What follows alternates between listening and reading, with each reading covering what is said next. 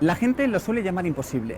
Nosotros preferimos utilizar improbable. Y tampoco es improbable porque hoy es posible que podamos conversar con un presidente del gobierno. No pretendo ser un gran líder, prefiero ser un buen demócrata. Quiero tener la vocación de dirigir antes que la de mandar. Estas frases contienen un fuerte contenido democrático. Democracia como la que disfrutamos hoy en día en este país. Y los encargados de ello, los políticos, son personas cruciales. Por ello tenemos la oportunidad de conversar con el anterior presidente del gobierno, José Luis Rodríguez Zapatero. Un auténtico placer. Muy buenas, ¿cómo estáis? Muy bien, antes de todo, muchísimas gracias por brindar la oportunidad a estudiantes de comunicación como nosotros de que nos haya concedido esta entrevista. Y la primera pregunta se centra en la índole personal. ¿Cómo le ha cambiado la vida a José Luis Rodríguez Zapatero tras ser nombrado presidente del gobierno y cómo está siendo su vida ahora, después de dejar su cargo? Bueno, son cambios importantes. Desde luego, cuando eres presidente tienes una actividad absolutamente intensa en la responsabilidad nada más y nada menos que dirigir un país. Por tanto, no hay un solo minuto de tu tiempo que no tengas presente eso y todo lo que sucede. Y cuando he dejado la responsabilidad, pues he recuperado muchas cosas de las importantes de la vida, como es tener más tiempo para mi familia, tener más tiempo para leer, tener más tiempo para pensar, con toda la acumulación de conocimientos que te da la tarea de ser presidente de gobierno, que es el más grande honor que en la vida pública puede tener un país, por lo que siempre tienes que estar extraordinariamente agradecido. Es importante que se tenga una buena concepción de la democracia para ejercer la responsabilidad. Hay quien dice que ya que tiene que haber poder, pues que esté en él quien menos lo ame.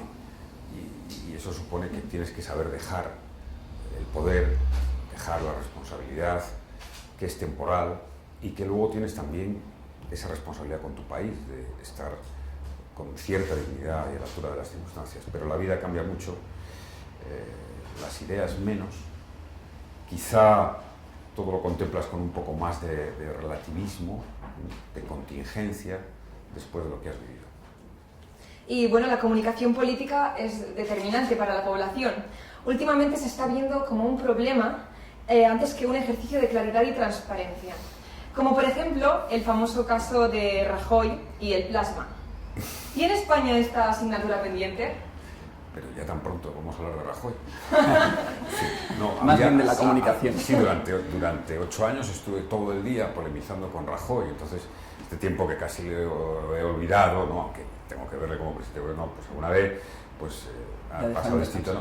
Sí, a mí esto, en fin, yo nunca lo hice, ¿no? Y no me gusta criticar a los demás, y menos ahora, pero creo sinceramente que no es bueno ni para el dirigente que lo hace, ni por supuesto para lo que es el ejercicio del derecho a la información. Yo creo que responder en ruedas de prensa es algo absolutamente obligado en democracia, que además es una de las, en lo que es la comunicación política, a los líderes se les mide fundamentalmente en 2 escenarios, en mi opinión. 1, las ruedas de prensa, y 2, la tribuna del Parlamento. Son 2 escenarios donde, porque un discurso te lo pueden haber hecho muy bien, hasta un mitin te lo puedes saber, en fin, ese tipo de reuniones, ¿no? Pero allí donde ya no llegan los papeles que te han hecho. Cuando tienen que interactuar más, ¿no? Allí donde eres tú mismo, tu recorrido intelectual, el fondo que tengas, la capacidad de réplica, de respuesta, pues está en unas buenas ruedas de prensa, es decir, con periodistas incisivos e inteligentes, y 2, en la tribuna del Parlamento, que llega un momento en que en el debate pues se ve, además, se ve porque los mejores políticos son los que mejor aguantan en las últimas fases de un debate, ¿no? Eso siempre hay que medirlo, por lo menos en mi experiencia. La réplica, la contrarréplica es más importante. Cuando ves una contrarréplica brillante, pues es que estás ante un la capacidad de reacción. Claro, que es muy difícil de transferir y de explicar, ¿no? Yo siempre disculpo y casi siempre aplaudo cuando veo los debates de la tribuna, porque he hecho muchos allí. Si quizá desde fuera parece, hombre, pero pues no has dicho esto, no se le ocurre. Y casi nadie se pone en la situación que comporta estar allí, que en segundos, a veces en décimas de segundos, tienes que priorizar a qué contestas. saber qué contestas, tener algún dato en la cabeza, porque ya llega un momento en que los datos ya se han consumido. Eso es un ejercicio de repetización muy exigente. Sobre todo con este gobierno se habla de pacto en las ruedas de prensa entre periodista y político. ¿Hasta qué punto puede llegar eso? Bueno, yo creo que eso en una democracia, no me creo que haya ese tipo de pacto. Es decir, cuando hay una rueda de prensa sí puede haber un acuerdo en que haya un número de preguntas, sobre todo, por lo menos en mi experiencia, y creo que ahora pasa algo parecido, ¿no? Es decir, cuando estás en una rueda de prensa con un dirigente extranjero, y hay periodistas de los dos países que acompañan al dirigente extranjero, al presidente extranjero, lo que se hace es decir, bueno, pues 2 preguntas de cada lado, ¿no? O 3 preguntas. Y eso sí, los periodistas, por ejemplo, todos los periodistas españoles se ponen de acuerdo, a lo mejor para que sean 2, entre ellos acuerdan 2 que pregunten y más o menos que sean esas preguntas.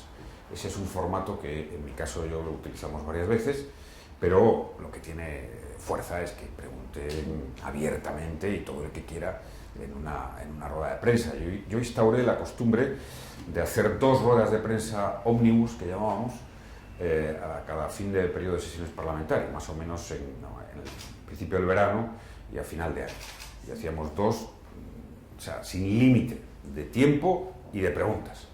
Y esas hay que llevárselas, yo recuerdo... ¿Sin límite de tiempo? Sin límite de tiempo. Claro, podemos estar 2 horas, si había 30 periodistas acreditados, igual estábamos hora y media de rueda de prensa. Sí. Eso tiene que ser bastante duro también. Sí, y recuerdo bien, esas ruedas de prensa me las tenía que preparar. Es decir, un día antes tenía que tener en la cabeza pues prácticamente todo, porque te pueden preguntar desde los accidentes de tráfico hasta el último problema de violencia de género, hasta cómo va a ir la evolución del IPC o la huelga de estudiantes que en ese momento pueda haber. Es decir, absolutamente universal. Por lo tanto, tienes que estar muy atento. Y hay veces que te preguntan una cosa sobre la que no sabes, y es muy importante también saber responder una pregunta cuando no sabes. Porque... ¿Cómo sales? De ahí? Tiene que quedar claro que es comprensible que no lo sepas. Pero que se tiene una noción. Sí, se tiene una noción, pero hay alguna pregunta concreta que a lo mejor no la sabes, ¿no? Y te puedo decir que, hombre, que en fin, te afecta, pero tienes que saber despejar el balón educadamente. Y a mí me parece que en una rueda de prensa es muy importante las formas, como en general en la democracia, ¿no? Las formas dan el ser a las cosas en democracia. Y parece ser que quien no tiene una asignatura pendiente en este caso es el nuevo partido Podemos, que con su comunicación 2.0 pues ha llegado a un sector desconocido en parte para la política, que es los jóvenes. ¿Cómo puede afectar a campañas futuras el uso de las redes sociales? ¿Y las están utilizando correctamente los partidos mayoritarios y tradicionales?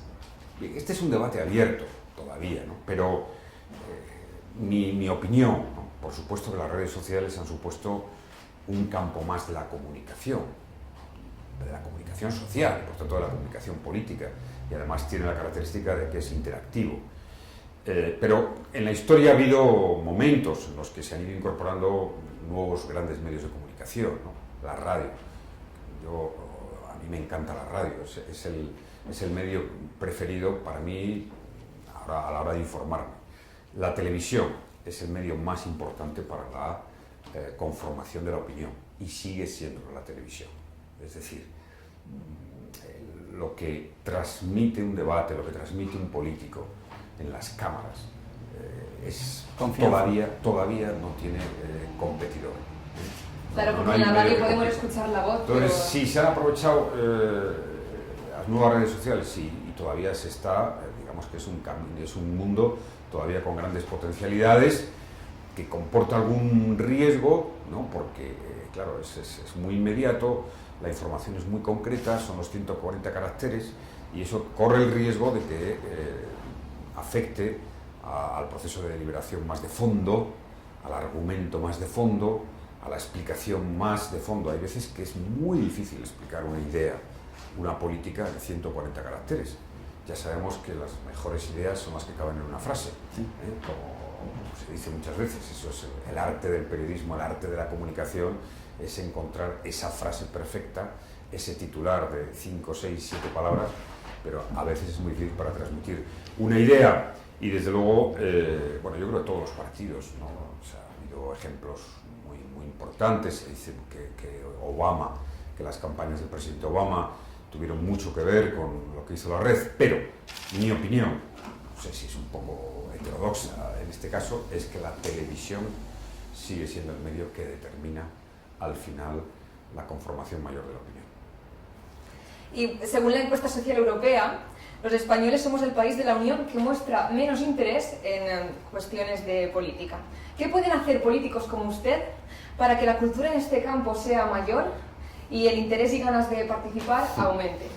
Yo tengo alguna duda sobre cómo contestamos a las encuestas a veces, porque no tengo yo la percepción de que los españoles no tengan interés por la política. Yo desde luego competí en 2 elecciones, que tuve el privilegio de ganarlas gracias al voto de los ciudadanos, pero que la participación fue del 75%. Y ahora, antes parece, es verdad que ahora, bueno, con todo el fenómeno de este partido Podemos, es decir, que los jóvenes se han incorporado, pero en las elecciones que yo competí, en 2004 y 2008, los jóvenes votaron mayoritariamente, y por cierto, votaron mayoritariamente al Partido Socialista. Es decir, ahora estamos en un momento en el que se habla mucho de la vieja y la nueva política, ¿verdad? Sí. Bueno, esto pasa recurrentemente. Cada cierto tiempo tenemos el debate de la vieja y la nueva política. Yo creo que la política es la política. La política desde hace mucho tiempo. Y lo que hay son ciclos condicionados por las nuevas realidades tecnológicas, por las nuevas demandas. La sociedad de la red es una sociedad más exigente, y eso es muy bueno, es más exigente con el poder, es más exigente con la democracia, es más exigente con los políticos, eso es muy bueno, aunque también, en fin, tenemos que dejar un cierto margen a la actuación de la política, y cómo hacer comprender, que es un poco una de las cosas más difíciles cuando pasas por el gobierno, cómo hacer comprender que el poder tiene derecho, y los gobiernos tienen también cierto derecho a la duda, porque es decir, obtener el respaldo democrático, y mucho más en las sociedades ahora tan contingentes y cambiantes, no produce automáticamente la certidumbre absoluta que parece que exigimos al propio poder, ¿no? Es decir, también hay una cierta duda. En una sociedad tan democrática, pues ese equilibrio de liderar y no mandar, ¿no? Esa frase que decías al principio, hay una frase que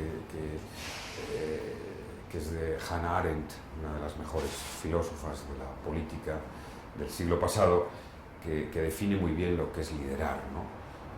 Frente a otros tipos de comportamientos de liderazgo en democracia, que es decir, liderar es algo más que un consejo y algo menos que una orden.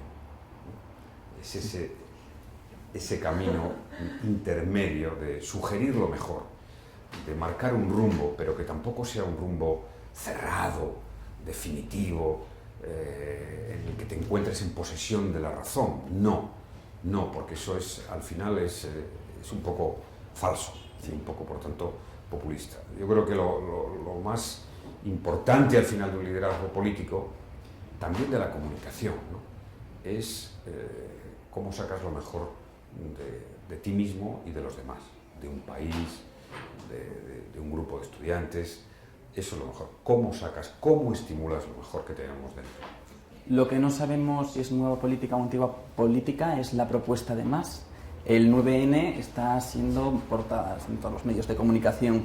El 80,76% votaba que sí a independencia de Cataluña, con una participación cercana al 34%. ¿Cuál es su opinión al respecto? ¿Va por el buen camino Mas? ¿Cree también necesaria una reforma en la Constitución? Son muchas preguntas de un tema de calado. Es decir, tenemos un problema serio en España con Cataluña y con una parte importante de la población catalana que ha ido progresivamente perdiendo los afectos de identidad con lo que es España en su conjunto. Y no hay otra manera de lograr acercamiento que el diálogo. Y no hay otra manera de buscar soluciones que la política. Entonces yo creo que es un momento oportunísimo para reivindicar el diálogo y la política. Yo creo que faltan escenarios de encuentro, de diálogo, de debate, que es al final la esencia de una buena democracia. Sí, creo que, dada la dimensión del problema de Cataluña, tendríamos que ver en el Congreso de los Diputados más debates sobre Cataluña con los catalanes. Tendríamos que ver más reuniones de los partidos políticos catalanes y de los partidos políticos en el conjunto del país. Tendríamos que ver una agenda, una ruta de diálogo. Y lo que tenemos yo creo que es demasiados mensajes unilaterales. No, estoy en desacuerdo con Artur Mas. Creo sinceramente que bueno, ha llevado una estrategia que no conduce a ninguna parte saludable para la democracia ni para Cataluña, y que tendrá inevitablemente que dar un paso atrás porque la democracia, al final, es que nadie pueda aplicar el programa máximo. Esa es la grandeza de la democracia. La democracia es un gran estabilizador de las pasiones, de las diferencias ideológicas, religiosas, culturales, ¿no? Entonces la democracia siempre cuando se escora tiene una especie de fuerza propia que no vemos, pero que al final se impone. Esa es la grandeza del modelo democrático, de reequilibrar e integrar. Y eso deberá de llegar también con el problema catalán. España necesita a Cataluña. Cataluña es de lo mejor que España tiene. Tenemos que hacérselo ver, saber. Y el terreno de los afectos, cuando estamos hablando de entidades, es fundamental. Por lo tanto, más diálogo y más política, esa es mi opinión. Con este debate, ¿se podría poner sobre la mesa la idea de reformar la Constitución para igual una España federal? Sí, desde luego tiene que haber reformas. Tiene que haber reformas para buscar ese nuevo compromiso con Cataluña. Y en el llamado Estado de las Autonomías hay algunas piezas pues, que están un poco fatigadas y que se pueden mejorar. Pero ante todo, en mi opinión, por mi experiencia con Cataluña, por mi vivencia con Cataluña, la clave es que reconozcamos todos su singularidad, su identidad, lo que representa tener una lengua propia, que es una manifestación determinante, porque una lengua propia es una forma de sentir el mundo, la realidad, la vida, y eso tenemos que verlo como algo positivo. Es decir, una gran democracia es una democracia que ama la diversidad y la protege, porque siempre enriquece otras culturas, otras lenguas, otras formas de sentir la realidad. Y tenemos que hacer una España, en efecto, más integradora en lo que supone allí donde hay singularidades, y las tenemos, y las hay en el País Vasco y las hay en Cataluña, son evidentes. Y las constituciones mejores son aquellas que interpretan bien cuál es la realidad social, las que perduran y tienen una cierta flexibilidad para la reforma. Pero mi opinión es que antes de llegar a una reforma tal y como están las cosas de la Constitución, que es un horizonte deseable, hay que dedicar mucho tiempo al diálogo, mucho tiempo. Hemos perdido mucho tiempo en la confrontación desde lejos y ahora vamos a tener que necesitar mucho tiempo para el diálogo sereno, sosegado, para revisar nuestras cuentas pendientes, para repasar nuestras debilidades recíprocas, y espero que ese terreno se abra. Esperemos. Y todo un reto que se deben proponer los políticos. Desafíos como, suponemos, los que se habrá puesto usted al llegar a la Moncloa. ¿Ha cumplido sus expectativas en este sentido? He cumplido una parte de mis expectativas, ¿no? Y además creo que en democracia es así normalmente, ¿no? Es decir, creo que habrá pocos proyectos políticos, pocos gobiernos, pocos líderes que digan he cumplido todo lo que deseaba, ¿no? He cumplido una parte que para mí era muy importante, que era el gobernar con un espíritu democrático.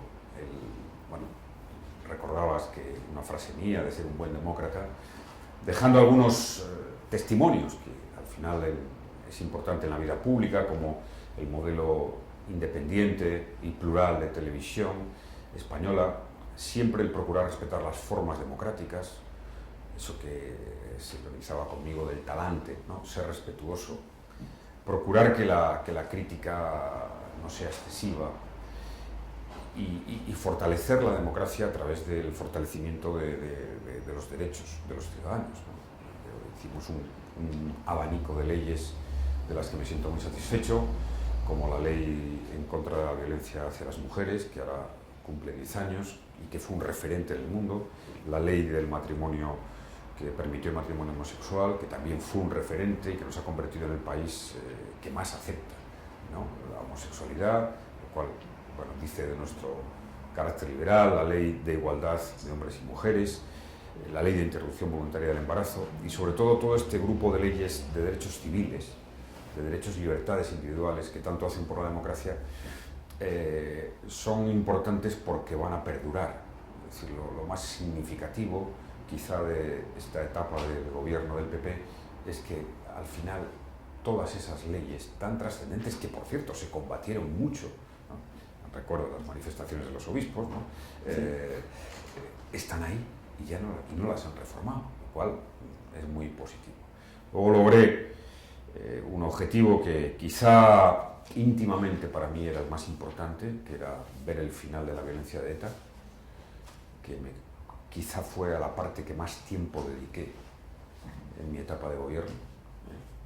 Mucho de ese tiempo es no conocido, porque exigía discreción, era terreno difícil. Y luego, pues, en fin, logré algunas otras leyes en materia social, mejora de las pensiones, de la ley de la dependencia, hacer que España se pusiera en cabeza en la cooperación al desarrollo. Multipliqué por 500 la ayuda en la lucha contra la pobreza, la miseria y el hambre en el mundo. Y ahora cuando viajo y me recuerdan inversiones que hicimos pues en África o en países de Latinoamérica, es muy gratificante. Son temas que quedan lejos y que además normalmente no dirimen apoyos en España, apoyos populares, apoyos de votos, ¿no?, pero que producen, eso sí, un gran impacto en la marca España. Que un país es reconocido en el mundo no por las batallas que ha ganado, ni las guerras, ni por el arsenal militar que pueda tener. Un país es reconocido en el mundo por cómo trata a las personas con más dificultades y cómo integra a los que vienen a vivir. Por eso también dediqué una parte especial de tratar con la máxima sensibilidad la inmigración.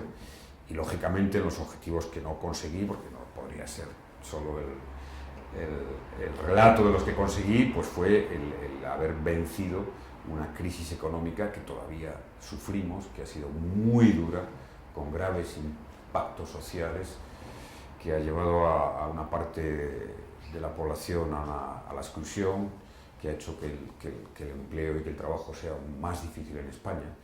Y eso me enfrenté con ello a partir del 2008, no conseguí vencerla.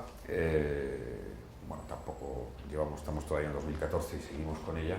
Es verdad que en buena medida depende y dependerá de lo que haga Europa, porque hoy la evolución de la economía en un país como el nuestro, integrado, abierto económicamente al mundo, depende de tres factores, y además prácticamente al 33%, ¿no?, de lo que pase y se haga en tu país, de lo que pase y se haga en Europa y de lo que pase y se haga en la economía mundial. Entonces, el margen de maniobra, digamos que está reducido casi en 2/3, aproximadamente, ¿no? Bueno, pues ese es el balance y luego creo que de lo que puedes realizar, pero insisto, es decir, nada hay más digno, nada hay más apasionante que poder representar a tus ciudadanos y a un país como España. A pesar de la crisis, de la dura crisis que tenemos, los mejores países del mundo, los que han ganado las grandes batallas de verdad, las batallas de la democracia, del progreso, de la autoestima, que es tan importante para los países, son aquellos que, pasando crisis, todos han pasado grandes crisis. Hacemos el relato de las grandes potencias mundiales. Saben combatirla, ponerse de pie de nuevo y superarla, y no perder la autoestima en un país como España, que es admirado en el mundo. que es admirado por nuestra fuerza cultural, histórica, porque tenemos un idioma que une a más de 500 millones y que crece, y porque somos el país que más gente atrae, no solo de turistas, sino para tantas cosas. En fin, un país que tiene, si dice, los 10 mejores pintores de la historia. 4 son necesariamente españoles. Velázquez, Goya, Picasso, el Greco. Es decir, la mejor novela de la historia, Cervantes, ¿no? Bueno, Quijote de Cervantes. Es decir, tenemos un capital extraordinario y ahora es una de las cosas que claro, con la crisis y todo lo que pasa se olvida, pero la gente que forma nuestras universidades y el talento que tienen es de lo mejor en todos los ámbitos. Se dice que en estos momentos la profesión con más futuro está en los matemáticos y dentro de los matemáticos la comunicación también. También sí, porque nosotros somos el letrado. Se dice que los matemáticos, y dentro de los matemáticos aquellos especialistas en logaritmos, ¿vale? Porque son los que están en todo el mundo de la red, de las finanzas, al final todo tiene una traducción en logaritmos, ¿no? Y resulta que parece ser que los mejores estudiantes y los mejores expertos en logaritmos de Europa están aquí en España. Es decir, esto a veces se destaca poco, o que somos el país, quizá estamos entre los 3, 4 primeros con las mejores infraestructuras, ¿no? Es decir, bueno, es muy importante. Yo siempre he sido optimista, eso es conocido, ¿no? Pero es muy importante que arraiguemos la confianza en nosotros mismos. Eso sí, este momento y la democracia por su propia naturaleza exige un esfuerzo mayor de solidaridad con ese porcentaje de la población que está en circunstancias más difíciles y con riesgo de exclusión. Y hablando de comunicación, ¿cómo definiría ahora el papel de Radio Televisión Española? Bueno, yo defiendo la televisión que puse en marcha. Creo que para un país los medios públicos deben ser un ejemplo de pluralismo y independencia, y ahora pues seguramente es mejorable, ¿no? El pluralismo que hay, y espero que antes o después se recupere el modelo de elección parlamentaria, de respeto a los profesionales. Es decir, creo que en mi etapa de presidente de gobierno solamente llamé en una o quizá 2 ocasiones en los 8 años al presidente de Radio Televisión, y además por una cuestión, en fin, que se puede entender más, que era por una información sobre ETA, ¿no? Solo en esa ocasión. Es decir, y siempre los ministros, algún ministro llamaba, ¿no?, sobre las informaciones que dan, pero yo siempre le decía al presidente de televisión como si no han llamado, es decir, que ejerzan libremente los periodistas. Si eso es mejor para un gobierno, ¿no? Si un gobierno en democracia no debe temer a la crítica ni a la independencia de los periodistas, un gobierno en democracia debe temer a sus actuaciones, y además siempre es un estímulo, ¿no? Bueno, nuestra democracia todavía es joven, ¿eh? Es decir, a veces veo algún programa, se nos compara a Dinamarca, ¿no? Dinamarca lleva más de un siglo de democracia ininterrumpida.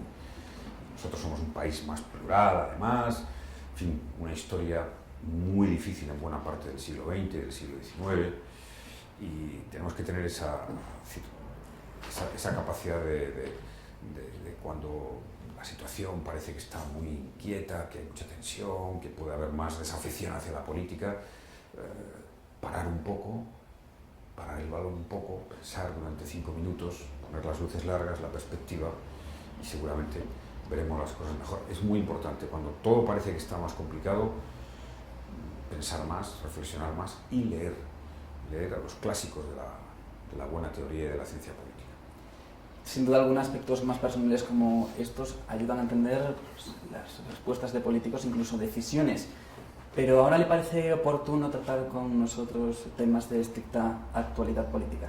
Bueno, vosotros los podéis tratar, yo podré responder ciertamente con esa posición que como expresidente quiero mantener. Es decir, no me corresponde a mí estar en la crítica política ni en el debate político, porque hay los líderes de los partidos ya son los que son, de mi partido, y por tanto Hannah Arendt decía al final también otra frase fantástica que me encanta, que toda crítica en el fondo es un orgullo disimulado.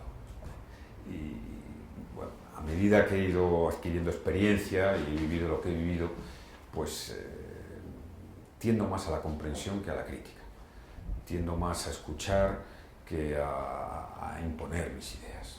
Creo que eso es forjar también una buena democracia. Es verdad que, bueno, los latinos somos en ese sentido, ¿no?, muy vehementes, pero cada vez más procuro limitar lo que es mi juicio crítico hacia las cosas y escuchar. Pero bueno, sí. Son pequeñas pinceladas. Sí. Bueno, y un partido que se mantuvo un tanto al margen fue Podemos, partido que ha conseguido irrumpir en la escena política hasta llegar a ser el primero en intención de votos. Aparte del descontento de la población por la gestión política llevada a cabo, ¿hay algún otro motivo de peso que haya hecho que este partido esté ahora en primera plana? Bueno, debemos de contextualizar, porque va a llegar un momento que parece que de momento todavía no ha habido elecciones. Es decir, ha habido unas europeas donde quedaron tercera fuerza política y bueno, en fin, vamos a ver qué es lo que pasa en las elecciones que tenemos. Nos basamos en una encuesta de Metroscopia, no es por delante. Sí, bueno, yo siempre, yo cuando gané las elecciones de 2004, todas las encuestas antes decían que no iba a ganar. Yo estaba convencido de que iba a ganar las elecciones generales de 2004, convencidísimo, lo saben mis amigos, mi familia, lo notaba. Y es verdad que ahora hay un escenario en lo que es el sistema de partidos nuevo, distinto, con la irrupción de Podemos. Pero, en fin, no debería de ser algo... Es decir, la democracia es la expresión del pluralismo y a mí me parece que quienes lo hacen bien y quienes conforman una opinión, una idea política. Ahora, ¿qué queda? Quedan dos cosas. Queda el debate de las propuestas entre unos y otros. Yo creo que son superiores las del Partido Socialista, esa es mi opinión, todo el mundo lo va a entender. Y dos, queda, lógicamente, el tiempo. Fíjese qué es lo que más me llama la atención, lo que más me importa, ¿no?, para poner esa perspectiva a la que aludía de luces largas. El Partido Socialista Obrero Español se fundó hace más de 135 años. Somos el partido con más historia de España, el segundo partido socialista de Europa después del SPD alemán. Tardamos más de 10 años en tener un concejal, casi me parece que 20 en tener un parlamentario. Es decir, fíjense cómo han cambiado las cosas, de aquella democracia de héroes, porque casi no podían ni comunicarse, ni tenían medios para comunicarse, años y años, un grupo de trabajadores que formaron el Partido Socialista, y lo que costó, ¿no?, lo que costó y todo lo que a lo largo de la historia ha quedado como testimonio. Bueno, pues ahora, en fin, esta democracia no será tan mala, esta que hemos hecho, que permite en muy poco tiempo a un partido político, puede ser una ideología o otra ideología, pues tener su presencia, su representación. Yo me parece que pongamos en valor que alguien que todavía no tenía representación parlamentaria ocupaba en los medios de comunicación el mismo tiempo que los grandes partidos con representación parlamentaria. Bueno, pues me parece que es señal de una buena democracia. Y luego que los ciudadanos elijan libremente. Hay que merecer ganar. Hay que merecer ganar. Nunca se puede echar la culpa a nadie de una derrota. Y hay que merecerse. Y, bueno, sí, permitiría un último apunte, es decir, bueno, yo creo que la democracia no admite la superioridad de nadie, ¿no?, como decía la Declaración de Independencia del Estado de Pensilvania, que es una frase estupenda, y tampoco es aconsejable hacer un proyecto político dando lecciones a todo el mundo, ¿no? Yo creo que ojalá en el debate podamos, en la deliberación democrática de cara a las próximas elecciones, podamos clarificar las posiciones y hacerlo con todo respeto. Pero, digo, voy a la lectura positiva, ¿no?, como esta es una democracia real. Se decía, no es una democracia real, es una democracia... No, es una democracia real. Quien lo hace bien, quien se presenta ante los ciudadanos, quien sabe interpretar una coyuntura, ahí tiene el apoyo. Es decir, esto es lo que me parece importante de preservar, más allá de que saquen lo que sea mañana, pasado. Y justo esta irrupción de Podemos coincide con un cambio en la Secretaría General del Partido Socialista. ¿Supondrá Pedro Sánchez un cambio o se No, quedará? ya ha supuesto un cambio, evidente, ¿no? Sí, es un liderazgo nuevo, joven y con una gran determinación y energía, cosa que se ve. Y, en fin. ¿A largo plazo supondrá un cambio Yo creo que, sustancial? En fin, por coherencia con lo que antes decía, llevar el maillot amarillo es dificilísimo, ¿no? Es decir, aquí, en fin, todos los días, los periodistas, los políticos y tal, lo fácil es criticar, ¿no? Y decir, bueno, pero llevar, sé lo que digo, llevar el maillot amarillo es muy difícil, porque tienes permanentemente todos los ojos sobre ti, todos. Cualquier fallo se te multiplica por 200 y tienes todos los días que seducir, que convencer. Y ciertamente, bueno, no tiene nada que ver ir en el pelotón a que te pongan el maillot amarillo.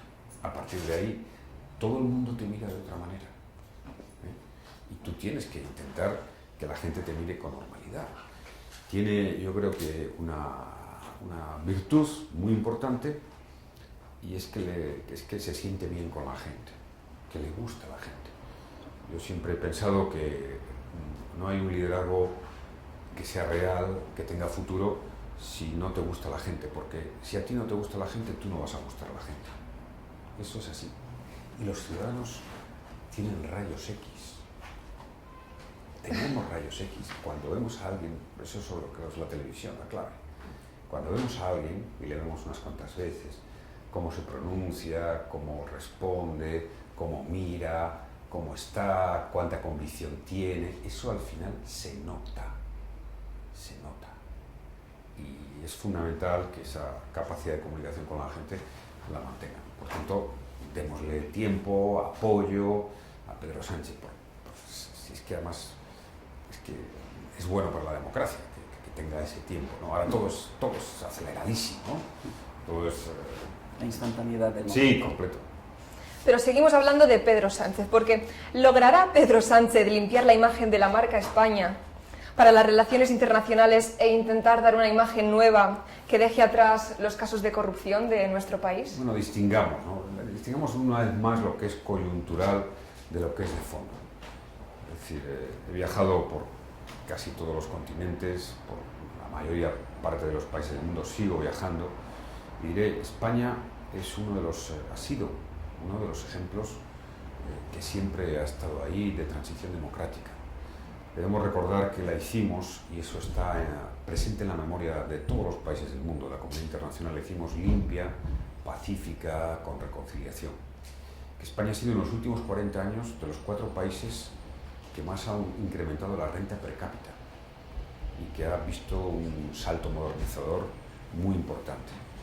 Que España tiene una capacidad de relación por sus vínculos con Latinoamérica y una influencia en el mundo destacada, en el Mediterráneo también, que destaca en muchas facetas, que es un país muy atractivo.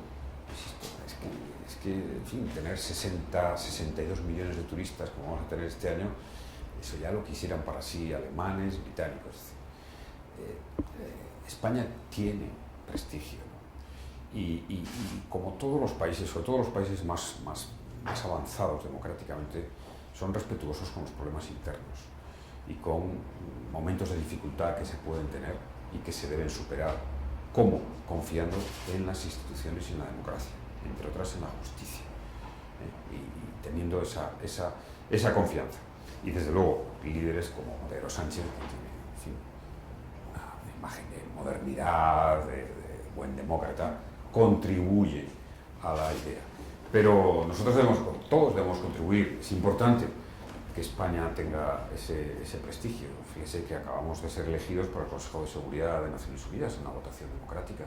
Sí, lo ha hecho este gobierno, es verdad que con argumentos de la etapa de mi gobierno, ¿no? Como la Alianza de Civilizaciones y la ayuda al desarrollo, pero me alegro extraordinariamente que haya servido. Y hemos tenido el respaldo mayoritario. Y el rival no era fácil, porque Turquía es un país emergente con fuerza, con fuerza. Y hemos tenido ese respaldo. Por tanto, lo importante no es como nosotros pensemos que nos ven, Lo importante es cómo nos ven de verdad. Es como la identidad.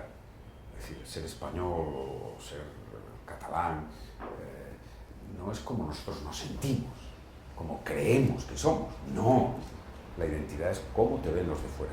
Y que tengamos un poco más de autoestima nosotros, los españoles, ¿verdad? Bueno, pero tampoco debemos de exagerar. Quiero decir que esto pasa en casi todos los países alguna vez.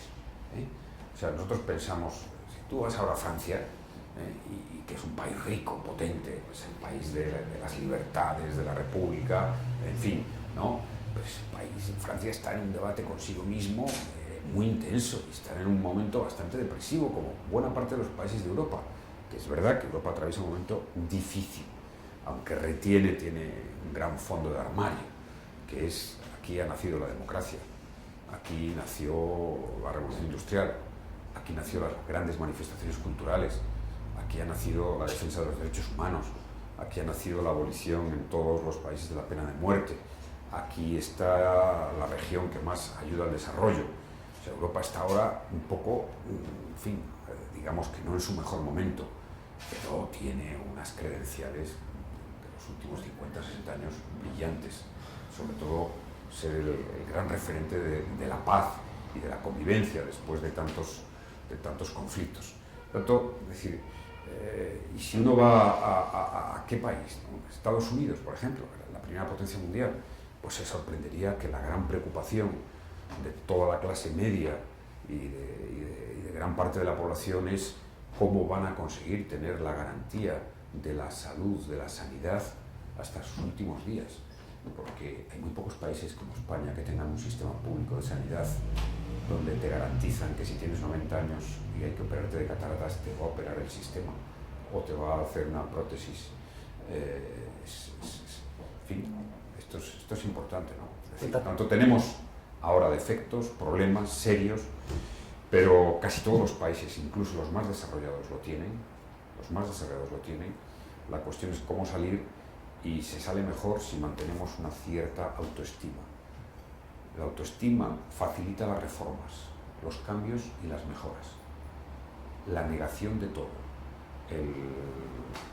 la enmienda a la totalidad, no produce nunca esas nuevas vías que sin duda alguna las vamos a vivir en política en la democracia española.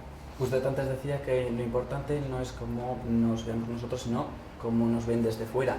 Se está notando una leve mejoría en la economía española. ¿Nos podría decir, en líneas generales, a qué se debe? ¿Es determinante el papel de Europa en esta recuperación? Es fundamental. Es verdad que toda crisis está siendo muy larga, ¿no? Y las crisis en las economías, en los ciclos económicos están ahí. Tiene que tener un momento en el que se produzca la recuperación. Yo creo que ha contribuido fundamentalmente que el Banco Central Europeo, a partir de julio de 2012, dijo, que es como quien tiene realmente los poderes, ¿no? Quien maneja la moneda, dijo, haremos todo lo posible, haré todo lo que sea necesario para que el euro no se destruya. Eso ha sido fundamental, y luego que la economía global, la economía internacional, ha ido mejorando. Ahora tenemos un momento un poco de cierta incertidumbre. Sí, determinante Europa, determinante ante todo el Banco Central, que tiene que proveer liquidez, porque hemos tenido una crisis ante todo de liquidez, es decir, un endeudamiento alto de nuestros bancos, de nuestras empresas, que cuando llega una crisis de liquidez no te siguen financiando, entonces no puedes invertir, tienes que pagar tu deuda, y si no inviertes la economía no crece, y si la economía no crece pues no hay empleo, y claro, la liquidez es la gran palabra, y esa solo la puede proveer, como ha hecho la Reserva Federal en cantidades ingentes, el Banco Central Europeo. Y ante todo, más allá de las medidas concretas económicas, la suerte de Europa y de la economía europea y de la economía de los países de la Unión Europea, de la economía más afectada, que son los países del sur, va a depender de la voluntad de unidad política europea, de que cada día nos sintamos más un proyecto común y no un proyecto de suma, no, como un proyecto común. Los alemanes tienen que sentirse que comparten el destino con los españoles, y los españoles con los griegos, y los italianos con los franceses.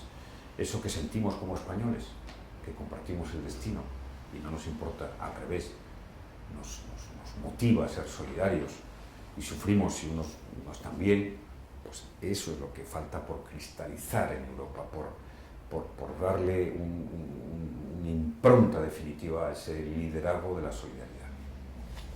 Y bueno, le vamos a proponer un juego. A continuación le daremos 10 nombres del panorama actual que tendrá que definir con un adjetivo lo más rápido posible. ¿Preparado? ¿Cómo no? Sí. Susana Díaz. Es, quizá la persona con más cualidades políticas que he conocido en los últimos 5 años. Francisco Granados. Paso. Su Majestad Felipe VI. Trabajador, serio, Obama. competente. Obama. Obama es todo sensibilidad y educación. Felipe González. Un líder político espectacular. El Papa. El Papa, atractivo. Dilma Rousseff. Dilma Rousseff, pues acaba de ganar unas elecciones y me parece sincera. Y el que están esperando todos, Rajoy. No sé. Rajoy, es que no sé. Rajoy es inescrutable. Rajoy. Es inescrutable. Es inescrutable. Debo decir que personalmente he estado muchas veces con él y tal. Es un conversador amable. Políticamente, inescrutable. ¿Y qué le parece el papel de la actual reina de España? Muy bien, porque es muy difícil. Quiero decir que yo que he estado cerca por la obligación institucional de tener la relación con la Casa Real, en fin, estar en la Casa Real y ocupar una responsabilidad de esa dimensión, en este caso ser reina, sin venir de una familia real, tiene un mérito especial. O sea que yo creo que hay que evaluarlo desde esa perspectiva, pero lo está haciendo hasta ahora muy bien. Yo creo que una de las cosas más llamativas de los últimos tiempos en la vida pública española es lo bien que está saliendo hasta ahora el relevo en la jefatura del Estado, que parecía que cuando se produjo todo se tambaleaba. Bueno, pues un poco de calma, 5 minutos, hemos esperado y la verdad, pues yo creo que la gente está bastante satisfecha con el papel de los nuevos reyes.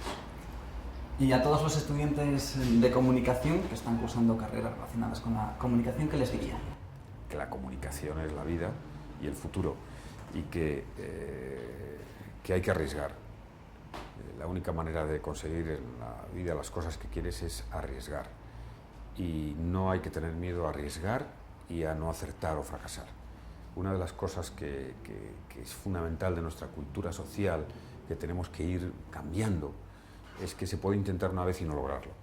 Y se puede intentar 2 veces y no lograrlo. Y lograrlo a la cuarta. Esto que es tanto de la cultura anglosajona, ¿no? Siempre pongo el ejemplo de Winston Churchill, que le eligieron ministro de Defensa porque era el almirante que perdió una batalla importantísima, ¿no? Y por tener esa experiencia le eligieron. O sea, que se intente. Que se intente una entrevista, un trabajo, aunque no salga bien, y otra vez, y otra vez. Y nunca pensar que se ha fracasado, porque llega el momento.